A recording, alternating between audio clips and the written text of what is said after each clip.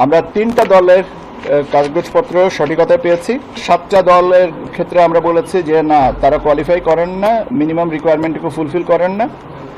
আর এর ধারাবাহিকতায় পুনঃ তদন্ত করে আমরা যে সিদ্ধান্তে কমিশন এসছেন সেটা আমি বলছি যে আপনার রাজনৈতিক কর্মকাণ্ডের ধারাবাহিকতায় এবং অংশগ্রহণ অতীত নির্বাচন সংক্রান্ত ধারাবাহিকতায় 3টা দল প্রাথমিকভাবে বিবেচিত হয়েছিল: জাতীয় জনতা পার্টি, জাতীয় সমাজতান্ত্রিক দল, জাসদ শাহজাহান সিরাজ এবং বাংলাদেশ জাতীয় লীগ।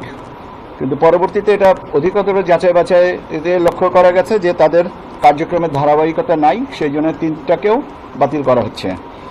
এবং আর যেগুলো ছিল তার মধ্যে থেকে আম জনতার দল, Bangladesh justice and development party, Bhashani Janashakti party, Bangladesh বেকার মুক্তি পরিষদ, জনতার দল, মৌলিক বাংলা, জনতার পার্টি, বাংলাদেশ গণতান্ত্রিক পার্টি, এই 8টা দলের সঠিকতা না পাওয়ার জন্য নামঞ্জুর করা হয়েছে। তাহলে আমরা 3টা দলের কাগজপত্র সঠিকতা পেয়েছি এবং সেই 3টার দল হচ্ছে বাংলাদেশ সমাজতান্ত্রিক দল মার্ক্সবাদী, বাংলাদেশ আম জনগণ পার্টি এবং জাতীয় নাগরিক পার্টি এনসিপি।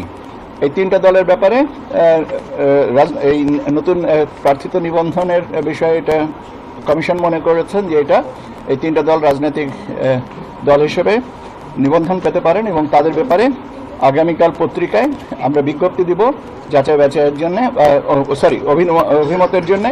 এবং 12 তারিখের ভিতরে আমরা এই অভিমতগুলোর সময়সীমা, জনসাধারণের সময়সীমা নির্ধারণ করে দিচ্ছি এবং এই নির্ধারিত সময়সীমার মধ্যে যে তথ্য পাওয়া যাবে সেটা পর্যালোচনা করে চূড়ান্ত সিদ্ধান্ত নেওয়া হবে।